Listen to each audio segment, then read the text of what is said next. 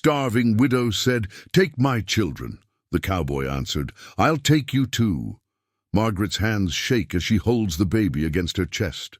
The child hasn't cried in 2 days. Her son Tommy presses against her leg, his ribs showing through his torn shirt like prison bars. "Mama, I'm hungry." "I know, baby." The sound of hoofbeats cuts through the silence. Margaret looks up to see a man on horseback approaching the gate. His badge catches the dying light. "You the sheriff?" "Deputy, name's Cole." He dismounts slowly, studying her face. "You look like you need help." "My children need food. What about you?" Margaret's knees buckle slightly. She steadies herself against the porch railing. "Take them, please. Take them somewhere they can eat." Cole steps closer. His boots crunch on the dead grass. "Where's their father?" "Ground." "How long?" 3 months. The baby's breathing is shallow against her neck. Tommy's grip tightens on her skirt. "When did you last eat?" Cole asks. "Don't matter. It does to me." Margaret looks at the dying farm around them. The well dried up weeks ago. The crops withered to dust. Everything her husband built turned to ash after he died. "Take them," she whispers. "Find them a good family, somewhere with food and warm beds, and I'll take you too." The words hit her like a physical blow. Margaret stares at him, searching his face for mockery or pity. She finds neither. "What? You heard me? I can't. I'm nothing." "I'm used up." Cole removes his hat. His eyes are darker than she expected. "No woman with children that loyal is used up." Margaret feels something crack inside her chest. "Not breaking, opening. You don't know me." "I know enough." Tommy looks between them with wide eyes. The baby stirs against Margaret's shoulder. "Why?" she asks. Cole puts his hat back on. "Because leaving you here to die ain't justice. And I came here looking for justice." Margaret's heart pounds against her ribs. "What kind of justice?" "The kind your husband deserved." The words hang in the air between them like smoke from a distant fire. Margaret realizes this stranger knows more than he's saying. "Much more." Margaret steps back, clutching the baby tighter. "You knew my husband?" "Never met him. But I know what happened to him. He got sick. He got poisoned." The word hits her like a slap. Tommy looks up at his mother's face, sensing the shift in the air. That's not true. Cole reaches into his vest and pulls out a folded paper. "Your husband wrote to the territorial office 3 weeks before he died. Said someone was dumping chemicals in the creek upstream. Said it was killing his cattle." Margaret's hands tremble as she takes the letter. "The handwriting is definitely Robert's. Where did you get this?" "Found it in my boss's desk, along with orders to ignore it." "Your boss?" "Sheriff Morrison. The one who takes money from the governor's family." Margaret feels the ground shifting beneath her feet. Tommy presses closer to her leg. "Mama, what's wrong?" "Nothing, baby." But her voice cracks. Cole crouches down to Tommy's level. "Your daddy was a good man. He tried to protect your land. Is that why he died?" Tommy asks. Margaret starts to protest, but Cole speaks first. "Yeah, that's why." The honesty cuts through her like a blade. Margaret looks at the letter again, seeing Robert's urgent scrawl, feeling his desperation bleeding through the ink. "Who poisoned him?" "Same family that's been buying up every farm in the valley. The Harlans, the governor's family. His nephew runs the mining operation upstream. Been dumping mercury in the water for 2 years. Margaret thinks of Robert's final days. The vomiting, the fever, the way his skin turned gray. "You have proof?" "Some. Need more." "Why are you telling me this?" Cole stands, his eyes meeting hers. "Because you deserve to know. And because I need your help. My help. You know this land. Know the people. Know where your husband hid things." Margaret feels something cold settle in her stomach. "What things?" "Evidence, samples, photos. Your husband was smart. He knew they'd come for him." The baby starts to fuss. Margaret rocks him gently, her mind racing. "If I help you, what happens to my children?"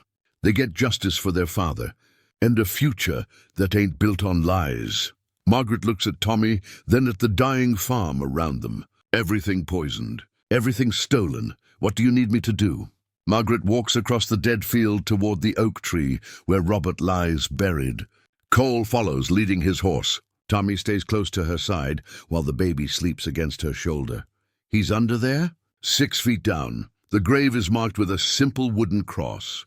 No headstone, No flowers. Just Robert's name carved into weathered pine. You bury him yourself? Had to. Sheriff Morrison said the ground was too hard for the church diggers. Cole kneels beside the grave. The earth around it is cracked and grey, like everything else on the farm. This soil's been poisoned too. Margaret nods. She's known for weeks but couldn't bring herself to say it out loud. Started right after he died. Grass turned brown overnight. Well went dry the next week. They did this on purpose, to drive me away. Cole runs his fingers through the dead earth. What did your husband tell you before he died? Said he hid something important. Said if anything happened to him, I should look where he first kissed me. Where was that? Margaret points to the old well 20 yards away. The wooden frame sags like a broken spine. There. Robert proposed by that well. Said the water was pure as my heart. Tommy tugs on her skirt. Mama, why is Daddy's grave so sad? Margaret looks down at her son. His eyes are too old for his age, because bad people hurt him, baby. The same bad people who made our food go away? Yes. Cole stands and brushes dirt from his knees. We need to check that well. Margaret feels her heart racing. Robert said not to go near it after he got sick. That it was cursed, not cursed, contaminated. They walked toward the well together. Margaret can smell something wrong in the air, something chemical and rotten. He threw something down there the night before he died, she whispers. I heard him talking to himself, saying he was sorry. Cole peers over the edge. The smell gets stronger. Sorry for what? For trusting the wrong people. For not protecting us. The baby stirs in Margaret's arms. Even in sleep, he seems to sense the poison seeping from the ground beneath their feet. There's a rope in the barn, Margaret says. If you're going down there. Cole nods grimly. Oh, whatever he hid down there, it's the key to everything. Cole pulls the rope from the barn and ties it around the well's frame. Margaret watches him test the knots while Tommy sits in the shade with the baby. You sure about this? Has to be done. Cole lowers himself into the darkness. Margaret hears his boots scrape against the stone walls as he descends. Minutes pass in silence. Cole? His voice echoes from below. Jesus Christ, what is it? There's a metal box down here. And bones. Margaret's stomach drops. What kind of bones? Animal. Lots of them. Cole climbs back up, hauling a rusted metal box with him. His face is pale. This was your husband's. Margaret nods, recognizing Robert's initials carved into the lid. Cole opens the box. Inside are glass vials filled with murky water, photographs of dead cattle, and a thick folder of documents. He documented everything, Cole whispers. Margaret picks up one of the photos. A cow lies bloated by the creek, its tongue black and swollen. They started dying 3 weeks before Robert got sick. You knew? I knew something was wrong. Robert wouldn't let me near the creek anymore. Wouldn't let Tommy play by the water. Cole examines the water samples. Even through the glass, the liquid looks poisonous. Why didn't you tell anyone? Margaret's voice cracks. Robert tried. Went to Sheriff Morrison twice. Morrison told him to stop making trouble. Then what happened? Robert got desperate. Started collecting evidence. Said he was going to take it to the territorial capital himself. Cole finds a letter in the folder addressed to the territorial governor. It's unsent. He never made it. They came for him the night before he was supposed to leave. 3 men. Told him to forget what he'd seen. Who were they? Governor's men. They made Robert drink something. Said it would teach him to keep his mouth shut. Cole stares at the vials of contaminated water. They poisoned him with the same chemicals they dumped in the creek. Margaret nods, tears streaming down her face. He died protecting us. And it killed him anyway. Cole carefully places the evidence back in the metal box. Margaret wipes her eyes with the back of her hand. What happens now? Now we take this to someone who can't be bought. Who? Cole hesitates. There's something I haven't told you. Margaret feels her stomach tighten. What? I'm not just a deputy. I work for the Territorial Marshal's office. Been investigating the Harlan family for 6 months. You've been lying to me. I've been protecting you. Margaret steps back, clutching the baby closer. From what? The Harlans own half the territory. Governor Harlan's nephew runs the mining operation. His brother controls the sheriff's department. His cousin judges the territorial court. So there's no justice. There's one judge they don't own. Federal judge in the capital. But getting this evidence to him means crossing 3 counties of Harlan territory. Margaret looks at Tommy, who's listening with wide eyes. What are you asking me to do? Come with me. Testify about what happened to Robert. Help me put them away, and if I say no, Cole's voice hardens. They'll come for you anyway. You know too much now. Margaret feels the weight of the choice pressing down on her. Safety for her children or justice for her husband? How long would we be gone? Week, maybe 2. And then you get your life back. Your children get a future. Margaret walks to the edge of the property, looking out at the dead fields. Everything poisoned. Everything stolen. Tommy, she calls. Come here. Her son approaches carefully. We might have to go on a trip. Would you be brave enough to help Mama do something important? Tommy nods solemnly. For Daddy. For Daddy. Margaret turns back to Cole. What about my baby? He's too weak to travel. There's a doctor in the capital. Good man. He'll take care of him. Margaret looks at the evidence box. Then at Robert's grave under the dead oak tree. If we do this, they'll destroy everything here. They already have. Margaret feels something hardening inside her chest. Not breaking, strengthening. When do we leave? Tonight. Before Morrison realizes I'm missing. Margaret nods once, sharp and final. Then we better get ready. Margaret stands in the doorway of her home one last time. The floorboards creak under her feet like old bones. You sure about this? They poisoned everything here. Let it burn. Cole strikes a match and hands it to her. Margaret holds the flame between her fingers, watching it dance. Mama, what are you doing? Tommy asks from the yard. Cleaning house, baby. Margaret touches the match to the curtains Robert hung when they first married.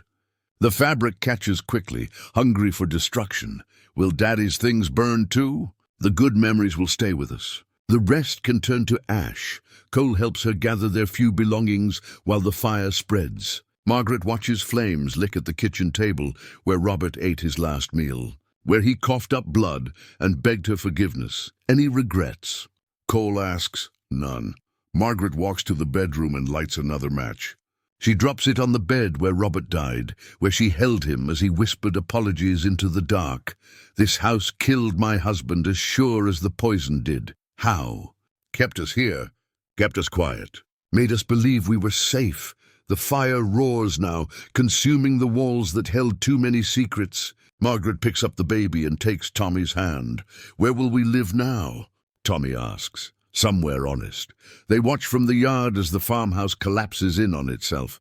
Margaret feels something breaking free in her chest. Not grief, not fear, power. I was afraid of you, she tells Cole. Why? Because you offered me hope. And hope is dangerous for people like me. What kind of people? People who've learned to expect nothing. Cole nods toward the burning house. What do you expect now? Margaret looks at her children, then at the evidence box tucked safely in Cole's saddlebags. The flames reflect in her eyes like small suns. Justice. The word tastes different in her mouth now. Not like a prayer, like a promise. Then let's go get it. Margaret sits behind Cole on his horse, holding the baby, while Tommy rides the mare they found in the barn. The farmhouse burns behind them like a funeral pyre. How far to the capital? 3 days hard riding. Will they follow us? Probably. Margaret looks back one last time. The smoke rises straight up in the still air, marking the end of everything she used to be. I'm not scared anymore. Cole glances over his shoulder. No, fear kept me trapped. Kept me small. Tommy rides up beside them, his small hands gripping the reins with determination. Mama, are we running away? No, baby. We're running toward something. What? Margaret shifts the baby to her other arm. He's breathing easier now, away from the poisoned ground, a place where your daddy's death means something. Where bad people can't hurt good families. Will we have a new house? We'll have whatever we build for ourselves. Cole points toward the horizon, where the road disappears into rolling hills. Clean land, unpoisoned earth, federal marshals waiting for us in Silver Creek. Good man. He'll make sure you're safe while we testify. And after? After you get to choose what comes next. Margaret feels the wind on her face for the first time in months. It doesn't smell like death anymore. I want to help other families like ours. Women who don't know they have choices. That's dangerous work. I'm a dangerous woman now, Cole smiles. Yes, you are. Margaret looks at her children riding beside her, then at the clean road stretching ahead. Behind them, smoke marks the grave of her old life. Ahead lies everything they'll build together. Let's go home, she tells them, even though home is still just a hope riding the wind.